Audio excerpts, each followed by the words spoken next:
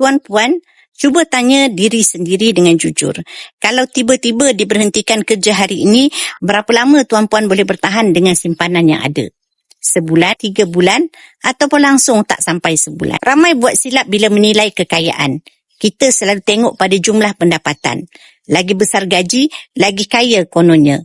Tetapi hakikatnya kekayaan sebenar bukan tentang berapa banyak yang kita dapat, tapi berapa lama kita boleh hidup jika pendapatan itu berhenti serta-merta. Hilang pekerjaan bukan sekadar kena buang kerja. Ia boleh jadi majikan tutup syarikat, bisnes sendiri merudum, atau diri sendiri jatuh sakit sampai tak mampu bekerja. Dan risiko ini bukan hanya pada pekerja swasta atau peniaga. Penjawat awam pun tidak terkecuali. Sebab hakikatnya tak ada kerja yang betul-betul dijamin kekal. Berapa lama tuan-puan boleh bertahan sebenarnya bergantung pada beberapa perkara. Pertama, simpanan dan aset yang tuan-puan ada. Kedua, pendapatan pasif.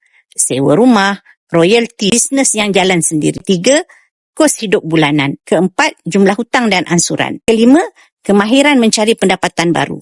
Sebab orang yang pandai berniaga, dia boleh hidup di mana-mana. Bila kita faham perkara ini, jangan terkejut jika ada orang bergaji 100,000 sebulan pun sebenarnya belum tentu mampu bertahan lama. Pendapatan naik, gaya hidup pun naik. Rumah besar, kereta besar, komitmen pun besar. Sebab itu,